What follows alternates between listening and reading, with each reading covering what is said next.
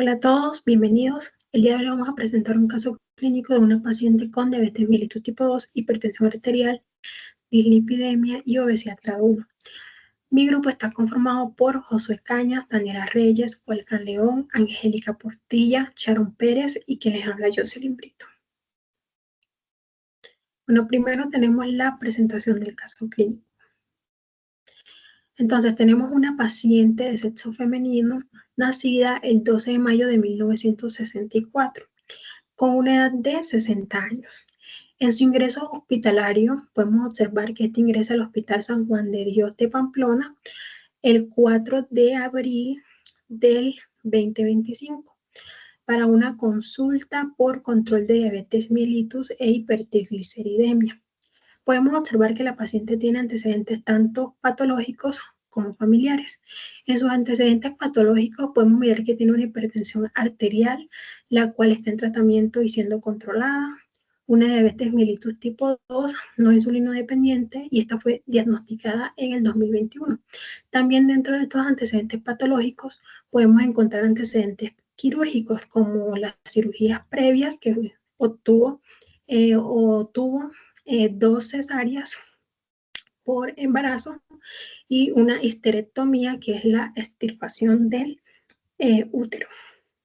En cuanto a los antecedentes familiares, pues tuvo un padre fallecido por cáncer de próstata, tiene una madre con hipotiroidismo y 2 hermanos con epilepsia. En cuanto al examen físico, podemos observar que la paciente tiene un peso de 70 kilogramos, una talla de 1.52 metros, un IMC de 30.29 kilogramos sobre metro cuadrado, donde este IMC es clasificado por la resolución 2465 como obesidad tipo 1, ya que se encuentra entre el 30 y 34.99.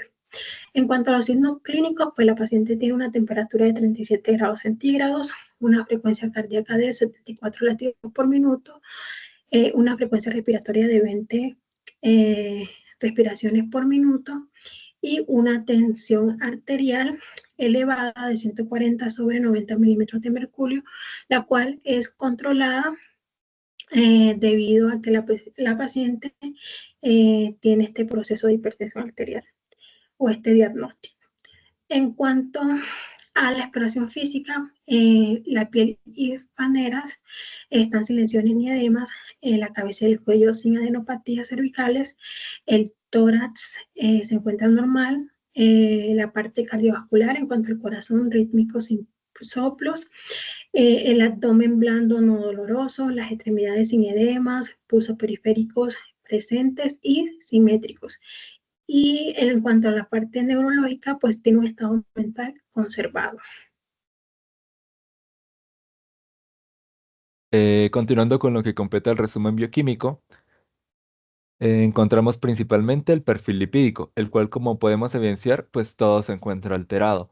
Esto lo podemos relacionar directamente a la historia o a la naturaleza propia de las patologías, las cuales se ve o se ejecuta una resistencia periférica a la insulina, principalmente en la diabetes mellitus tipo 2. Por ende, lo que se va a realizar o como método compensatorio, el organismo lo que va a realizar es que el hígado va a segregar tanto triglicéridos como lipoproteínas de muy baja densidad, es decir, la VLDL.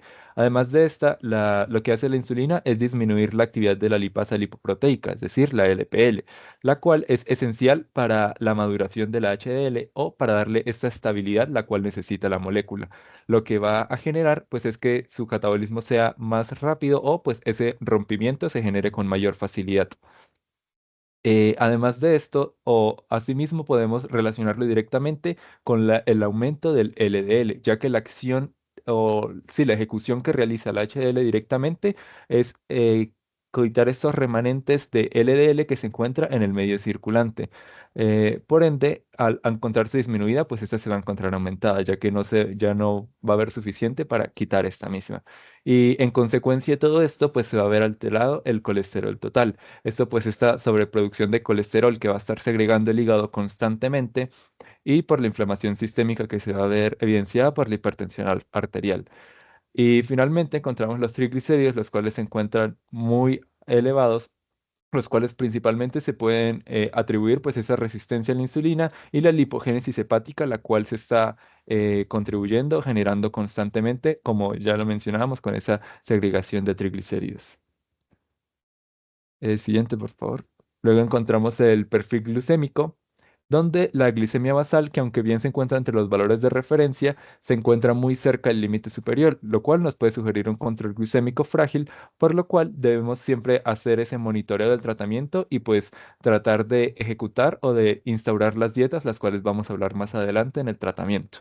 Luego, entre la glucosa postcarga de glucosa se encuentra entre los valores normales y la hemoglobina glicosilada se encuentra alto. Sin embargo, esto es por la exposición crónica a niveles elevados de glucosa, que esto es como lo hemos venido abarcando a lo largo de las clases, que el cuerpo como método compensatorio lo que va a hacer es pensar que no tiene glucosa en sangre, por ende va a elevar la glucosa, asimismo se va a elevar la insulina generando una hiperinsulinemia e hiperglicemia, generando pues este valor bioquímico.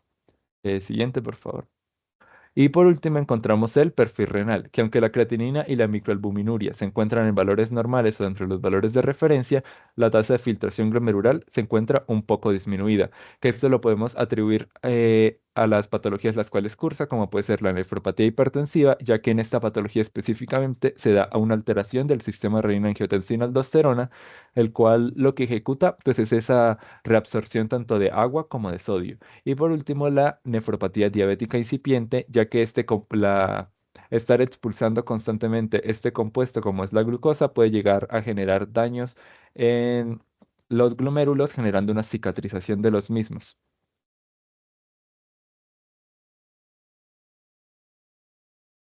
Vale, entonces, continuando, encontramos lo que vendría a ser las correlaciones, que como se puede observar en la diapositiva, como nodo central tenemos a la paciente femenina de 60 años que está cursando el síndrome metabólico. Esta presenta cuatro complicaciones o cuatro patologías que se correlacionan entre sí y que trabajan de manera bidireccional. Entonces empecemos hablando primero de la obesidad grado 1. Esta va a actuar como un motor inicial, porque recordemos que esta provoca un estado inflamatorio crónico de bajo grado y lo que genera pues básicamente es el aumento excesivo de la grasa, específicamente la visceral. Esta grasa visceral lo que va a generar es que se produzcan citoquinas proinflamatorias como el factor de necrosis tumoral alfa o la interleuquina 6 y también que se liberen ácidos grasos de cadena libre. Esto lo que va a generar es que se produzca una resistencia insulínica. Al tener ya una resistencia insulínica, se va a empezar a generar glucosa en sangre y el cuerpo de manera compensatoria va a hacer que las células beta pancreáticas generen más insulina, lo que pues va a terminar derivando en una diabetes mellitus tipo 2, que en este caso está siendo tratado con empaglifosina y metformina, pero estos se explicarán de manera más concreta más adelante.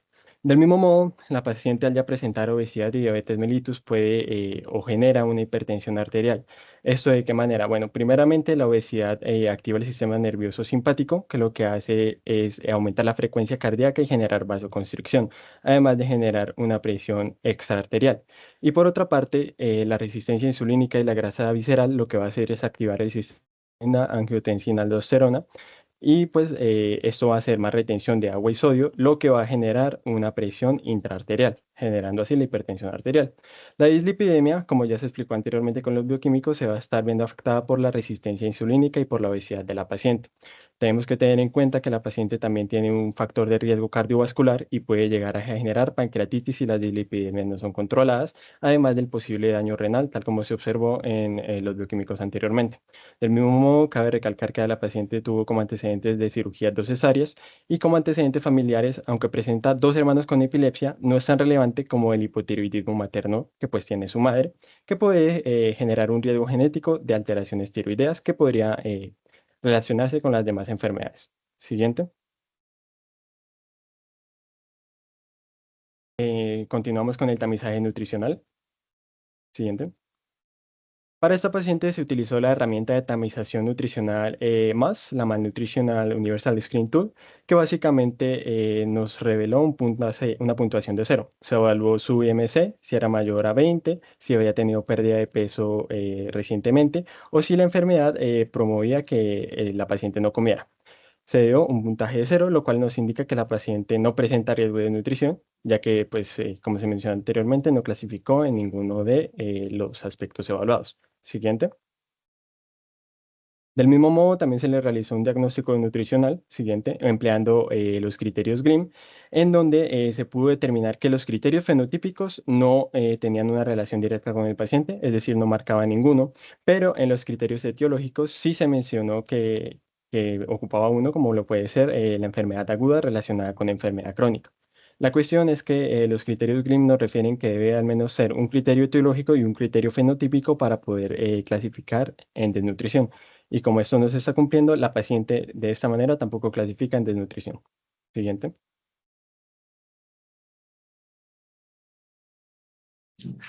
Bueno, en relación a la frecuencia de consumo, la paciente tiene una frecuencia de consumo diario de harinas, de frutas como la manzana, el durazno, la mandarina, la mora, la fresa, la naranja, la piña, siendo esta que contiene un índice glucémico elevado.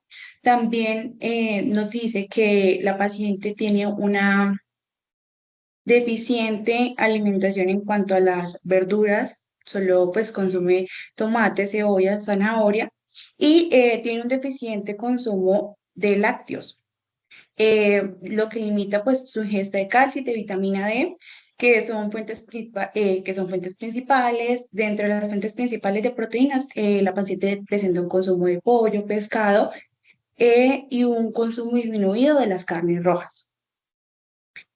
También ella nos refiere que no tiene un consumo de carbohidratos simples ni de azúcares añadidos. Siguiente, por favor.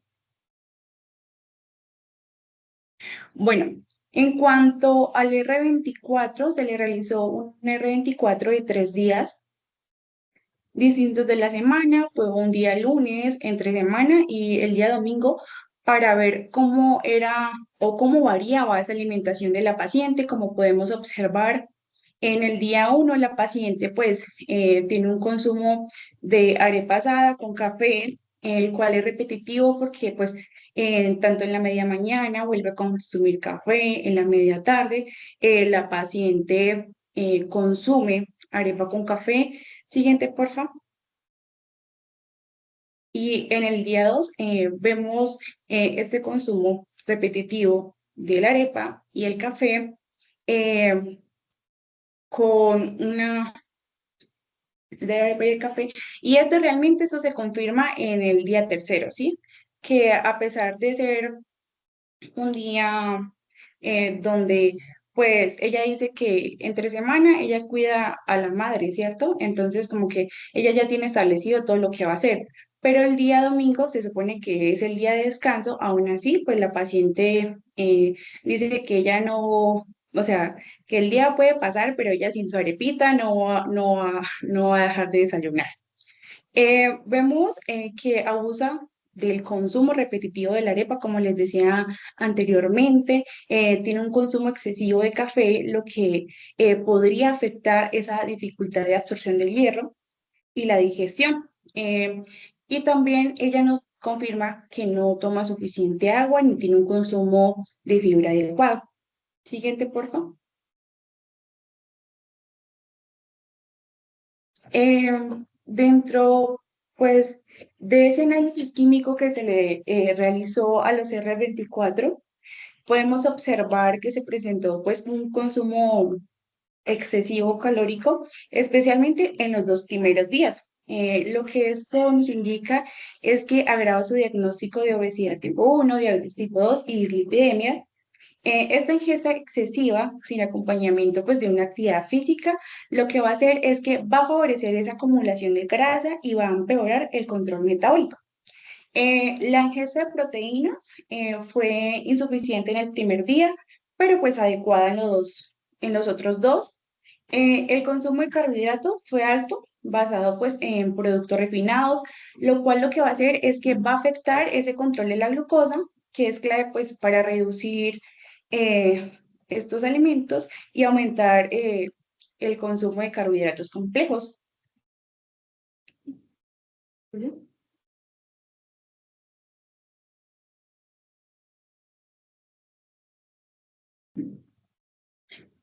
Em, Bueno, continuando con el diagnóstico nutricional, se tomaron en cuenta los parámetros antropométricos de la paciente. En este caso, la paciente tiene un peso actual de 70 kilogramos, un peso usual de 69 kilogramos y un peso ajustado de 61,41. La talla es de 152 centímetros y pues realizando el cálculo, el IMC se calculó de 30,29. La circunferencia de cintura fue de 102 centímetros y la circunferencia de carpo de 16 centímetros. También se tuvo en cuenta la circunferencia de la pantorrilla, que tuvo como resultado 35 centímetros. Bueno, para realizar el diagnóstico nutricional se tomó en cuenta también el peso ajustado, que este se determinó por medio de la fórmula de Wilkins. En este caso, pues se toma en cuenta el peso actual menos el peso ideal. El peso ideal pues fue calculado por medio de la circunferencia del carpo para calcular la complexión y a su vez tomando como referencia las tablas de Metropolitan. Ya pues haciendo el cálculo del peso ajustado nos da 61,41 kilogramos. Entonces podemos evidenciar que la paciente efectivamente tiene un exceso de peso actualmente. Siguiente, por favor. Bueno, también se tomó en cuenta parámetros como la circunferencia de cintura. Recordemos que este parámetro es fundamental para poder definir un riesgo cardiovascular en el paciente. En este caso, nuestra paciente tiene una circunferencia de cintura de 102 centímetros.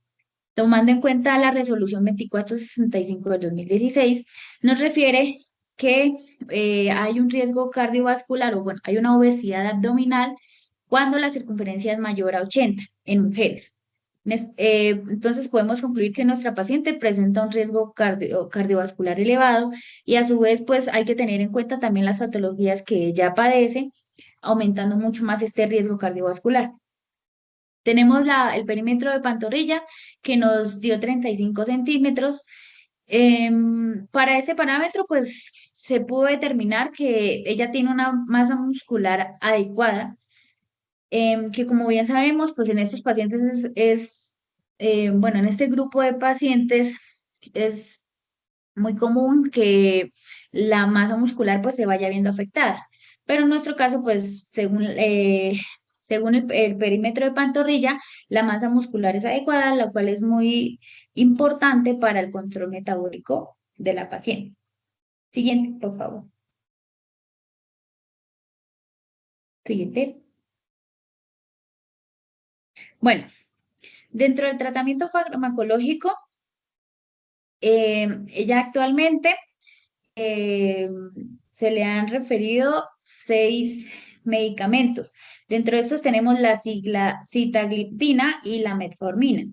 La sitagliptina se administra 50 miligramos cada 12 horas y la metformina 1000 miligramos cada 12 horas. Estos dos fármacos son utilizados mayormente para tratar la diabetes que tiene la paciente. Entonces, la sitagliptina, como tal, lo que es un inhibidor de la DPP4, la DPP4 es una enzima que lo que hace es disminuir la degradación de las incretinas. Las incretinas son hormonas que favorecen la liberación de insulina y a su vez la sensibilidad a la insulina. Entonces lo que hacemos es inhibir esa enzima para que aumenten esas incretinas y a su vez pues aumente la liberación de insulina y el control glucémico en la paciente. En este fármaco pues no se evidenció realmente como tal una interacción fármaco-nutriente. Sin embargo, pues se refiere que cuando se combina con metformina hay que vigilarlos porque pueden llegar a generar una deficiencia en la vitamina B12. Bueno, después tenemos la metformina, que es una biguanida que se refiere a que es un antidiabético oral, ¿sí? Que lo que hace es disminuir pues la producción hepática de glucosa y a su vez pues mejorar la absorción de la glucosa y también la sensibilidad a la insulina.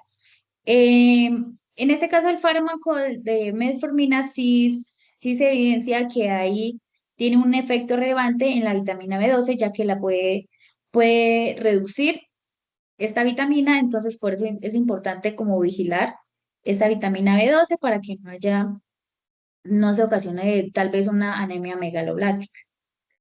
Siguiente, por favor. Bueno, tenemos la empagliflozina, 10 miligramos cada 24 horas. Ese fármaco también se utiliza para el tratamiento de la diabetes. En este caso, lo que hace es inhibir el SGLT2. El SGLT2 es una proteína que encontramos a nivel renal encargada de la reabsorción de la glucosa y el sodio. Entonces, pues al inhibir esta proteína, la glucosa no se va a reabsorber y por lo tanto, pues va a ayudar a mantener un control glucémico.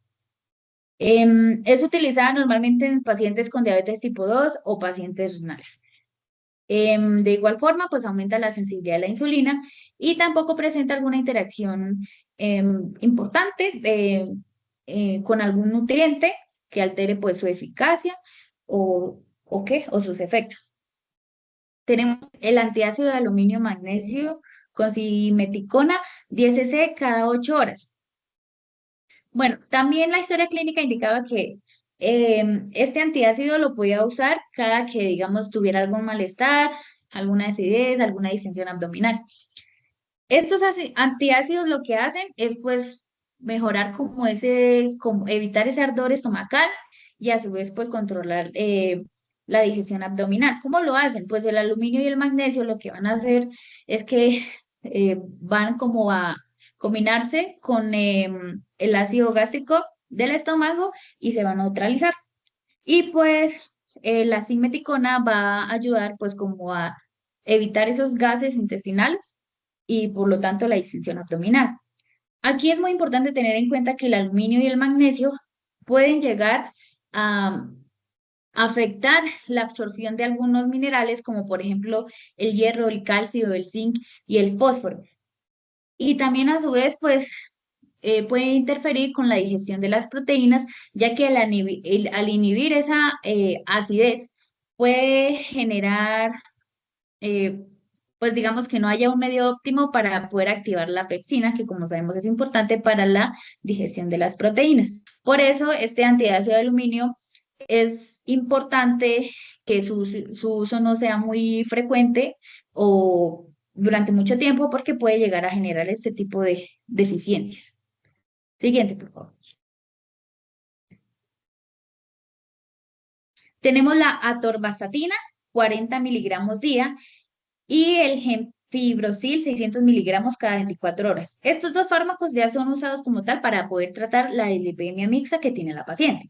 La atorvastatina lo que hace es inhibir la HMG-CoA reductasa, que es una enzima que es necesaria para poder realizar la síntesis de colesterol. Entonces, al inhibirse, los niveles de colesterol evidentemente van a disminuir. En este caso, la atorvastatina sí tiene una interacción interesante con un alimento en específico, que es la toronja, ya que la toronja tiene una sustancia llamada furanocumarinas. Estas furanocuraminas son lo que hacen es inhibir la enzima del hígado llamada CYP3A4. Esta enzima lo que hace es metabolizar esa atorvastatina. Entonces, esta interacción que hay ahí, lo que ocasiona es que haya un aumento de niveles de atorvastatina en sangre, pudiendo llegar a generar algún tipo de efecto secundario por su concentración en sangre. Pero obviamente, siempre y cuando pues haya una interacción entre esta sustancia y el fármaco. Tenemos la gemfibrosil, que es un regulador lipídico que lo que hace es estimular la lipólisis de las lipoproteínas ricas en triglicéridos, como por ejemplo las VLDL, ¿sí? Y también pues va a inhibir la síntesis de estas mismas. Pues es evidente que cuando hay una dieta alta en grasas saturadas, sus efectos van a disminuir, su eficacia va a disminuir y por eso es importante también referirle a la paciente que tenga una dieta baja en grasas para que estos bajen grasa y bajen carbohidratos para que estos medicamentos pues funcionen de manera adecuada. Siguiente, por favor.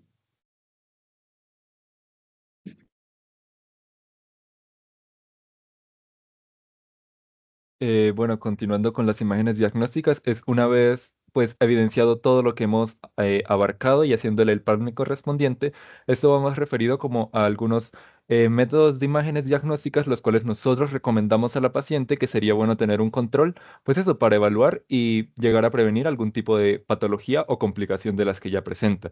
Iniciando con la ecografía abdominal total, que esta pues permite evaluar el grado de infiltración de grasa en el hígado, esto principalmente para evitar o controlar una estenosis hepática. Por consiguiente, encontramos la ecografía renal, la cual, porque se presentaba un antecedente de litiasis renal, además de, como evidenciamos en las pruebas de laboratorio, la disminución de la microalbuminuria y la tasa de filtración glomerular, pudiendo, además de ya viendo todos los fármacos, es bien sabido o teóricamente está comprobado que esto puede llegar a afectar esto. Entonces, para prevenir algún tipo de cálculos o alguna enfermedad renal crónica. Y por último, la densitometría ósea. Esta pues es un examen el cual se recomienda para medir la densidad mineral ósea y también puede estimar la composición corporal, asimismo pues llegar a prevenir algún tipo de sarcopenia y pues monitorear este componente específico por lo que se mencionaba de la disminución de ingesta de lácteos. Siguiente, por favor. Luego tenemos el análisis clínico, el cual, siguiente, por favor. El cual básicamente abarcamos y reforzamos el que tenía como diagnosticado o instaurado por parte de la visita médica que había realizado, el cual consiste una dieta DASH, una dieta baja en grasa, baja en harinas, hiposódica, hipoglúcida y además del cambio de sus estilos de vida saludable, implementando pues actividad física en los mismos, además de pues eso, cambiar sus hábitos alimentarios. Iniciando con la dieta DASH, la cual consiste pues en la disminución de carnes rojas y también de sodio, además de incluir fibra en su alimentación. Luego la dieta hipograsa, que se va a suministrar principalmente grasas monoinsaturadas y poliinsaturadas, disminuyendo o tratando de limitar o evitar las saturadas. También la hipoglucemia, donde aquí se va a hacer un paneo correspondiente a los alimentos referente al índice glucémico, los cuales están compuestos, seleccionando casi siempre o únicamente de bajo o de medio índice glucémico, pues esto principalmente para hacer como los intercambios correspondientes. Sin embargo, pues entre menor índice glucémico se tenga, pues más referido, mejor.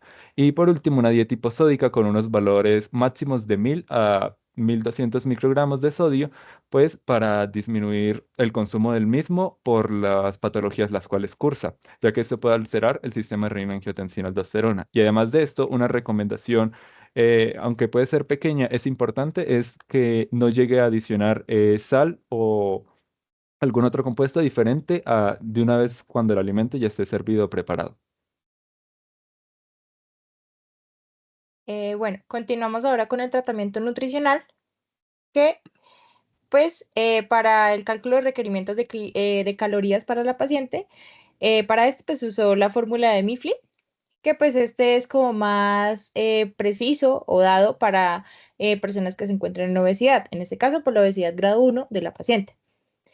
Se tomó pues la fórmula para mujeres y esta fórmula nos arrojó un HEP de 1103 kilocalorías. Seguido a ello, se calcula el GET con un factor de actividad, en este caso muy ligera, debido a que pues ella es ama de casa, y este valor es de 1.5, arrojándonos un valor de 1655 kilocalorías, pero para esto se debe realizar una reducción de calorías por la obesidad grado 1 que cursa la paciente. En este caso, entonces nos da 1324 kilocalorías. La fórmula se realizó o el peso que usamos fue el peso ajustado, que es el que se indica para personas con obesidad. Luego tenemos acá la distribución porcentual de macronutrientes, que pues en proteínas encontramos un 20%, grasas poliinsaturadas un 10%, monoinsaturadas 17%, y algo que no se puede evitar es instaurar, por así decirlo, las grasas saturadas, debido a que pues independientemente de lo que sea, alimentos que sean naturales, van a aportar igualmente cierta cantidad de grasas saturadas. Entonces se estableció un 3% para esto. y los carbohidratos un 50%, para un total de 1.324 kilocalorías. Luego tenemos aquí pues la fórmula desarrollada, que pues aquí pues establecen la cantidad de intercambios por cada grupo de alimentos y se manejó pues un cierto rango de porcentaje ajustado, que pues en este caso no fuera tan excesivo para la paciente. Y en este caso, el total de sodio nos arrojó que sería un valor o de lo que se iría a aportar de 1.118 miligramos. Luego tenemos la minuta patrón, que pues se establecen los 5 tiempos de comida que normalmente también pues consume la paciente. Se dividen entonces los grupos de alimentos para poder asimismo realizar el menú modelo. En este caso, nosotros priorizamos mucho lo que fueron las carnes blancas, ya que pues son como las más específicas o recomendadas para pacientes con hipertensión. Entonces tenemos pues para un desayuno el caldo de pollo, que pues también agregamos ciertas verduras. También pues una porción de fruta, que en este caso pues sería la manzana, que tiene un índice glicémico medio, por tanto pues es algo que se puede manejar para la paciente. Luego tenemos una media mañana, que es avena con mango y nueces. También manejamos los alimentos o las frutas con índice glicémico bajo o medio. Y pues en este caso la mezcla de nueces se las referimos porque pues no hay como de cierta manera una contraindicación en que le afecte por el aporte de las grasas que este tiene para la paciente. Luego tenemos en el almuerzo un filete de pescado asado con arroz de verduras y tajadas verdes. Y pues una ensalada. En este se trató de como de priorizar mucho una ensalada como variada o que tuviera bastantes vegetales, como para que pues para la paciente no fuera tan aburrido o plano su menú. Eh, Asimismo, también incluimos pues que el arroz como que para dar un poco más de sabor por ciertas verduras se agregaran en ella. Tenemos para la media tarde un yogur con fruta, galletas y almendras. Para la cena, una pechuga asada, obviamente, con plátano maduro asado y pues una ensalada, que es algo sencillo de aguacate, tomate y zanahoria. Luego pasamos aquí pues a las listas de intercambio, que estos pues son los alimentos, por así decirlo, con los que la paciente va a poder cambiar o variar un poco su menú. Entonces pues establecimos como los alimentos que ella puede consumir, pero pues aquí tenemos leches descremadas y las carnes magras. En este caso pues no se incluyeron carnes rojas por la misma cuestión de la hipertensión. Sin embargo, sí se establece como una recomendación que por lo menos tenga el consumo de una carne magra roja una vez a la semana. Entonces, pues tenemos, y pues también tenemos alimentos que pues son típicamente conocidos para ella, entonces pues se pueden usar más fácil en preparaciones conocidas para la paciente.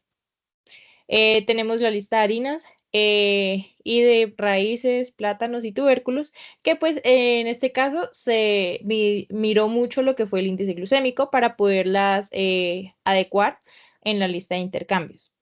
Lo mismo se realizó las grasas poliinsaturadas y también las grasas monoinsaturadas. Algo que se usó mucho fue el aguacate común como el aporte de las grasas monoinsaturadas. Luego tenemos la lista de frutas, que pues en estas se miró como muy seguido lo que fue el índice glucémico, porque pues hay muchas frutas que contienen un índice glucémico bastante alto. Entonces aquí están establecidas las que tienen un índice glucémico medio o bajo. La lista de verduras también, el índice glucémico es importante y relevante en esto. Y luego tenemos las nueces, que pues en o sea, lo que más se miraba era como el aporte de omega 6 y omega 3 que pues contenía y pues la relación del uno con el otro. Y pues por último tenemos del tratamiento nutricional las recomendaciones, que pues en este caso estaría limitar el consumo de huevo a 2 veces por semana y pues lógicamente priorizar el uso de las claras en vez de la yema o pues usar más clara que yema, debido a que pues la yema es la que contiene ciertamente pues el colesterol. Entonces, en caso pues de que se vaya a consumir el huevo completo, no hacerlo bajo fritura, sino bajo cocción o pues que sea al vapor. Luego tenemos pues que se evite el consumo de alimentos preparados fuera del hogar. Esto por muchas razones, entre ellas está que pues ciertamente la paciente no va a conocer cómo se llevó a cabo la preparación de estos alimentos, el método de cocción, la manipulación de estos. Entonces, pues la idea también es como de que ella pueda preparar sus alimentos o que sepa qué alimentos están usando y que estos sean frescos, que no sean fritos y que pues pueda controlar más como la cantidad de nutrientes que pueda estarle aportando a su dieta. Debido pues también otra pues era que debido al uso de los fármacos que pues ella debe usar, que en este caso son bastantes, entonces que se establecieran y porque estos mismos también tienen como esa interacción fármaco-nutriente, pues se busca como que ella los consuma en un diferente horario a los de su consumo de la dieta. Entonces, lo ideal sería como esperar, pues aquí pusimos que 3 horas, pero pues sería entre 1 hora y media a 2 horas. Luego tenemos que consumir entre 6 a 8 vasos de agua al día. Esto porque pues obviamente la paciente pues siempre debe tener un buen estado de hidratación. Y también pues lo que ya había nombrado con respecto al consumo de carnes rojas, que en este caso deben ser específicamente magras, 1 vez a la semana. Y también las legumbres de 2 a 3 veces por semana se pueden incluir en el menú.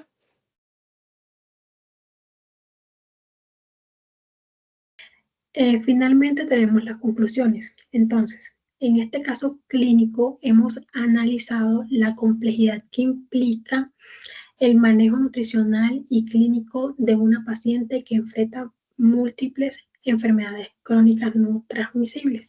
Entre estas se encuentran la diabetes mellitus tipo 2, la hipertensión arterial, la dislipidemia mixta y la obesidad grado 1. Estas condiciones que están interconectadas van a aumentar significativamente el riesgo de complicaciones metabólicas, lo que requiere un enfoque integral y adaptado a las necesidades de la paciente.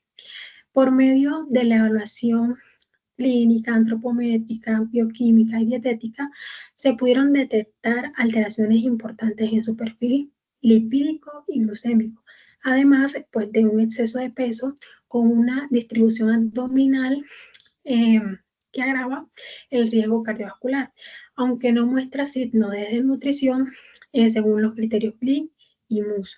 Su estado nutricional indica una malnutrición por exceso relacionada con una calidad alimentaria deficiente. En cuanto al plan nutricional que se le ha recomendado, pues consiste en una dieta hipocalórica, hipoglúcida, hipograsa, e hiposódica. Esta pues adaptada al patrón DASH que se alinea con sus necesidades clínicas. Este enfoque busca pues controlar las patologías existentes, mejorar su calidad de vida y prevenir la aparición de complicaciones. También es fundamental promover los hábitos saludables en donde haya una práctica regular de actividad física y una adecuada hidratación. Y pues el éxito del tratamiento pues no solo va a depender de las intervenciones nutricionales y farmacológicas, sino también del apoyo educativo, del contexto socioeconómico de la paciente, el acceso continuo a servicios de salud y el respaldo familiar. Eso sería todo. Muchas gracias por su atención.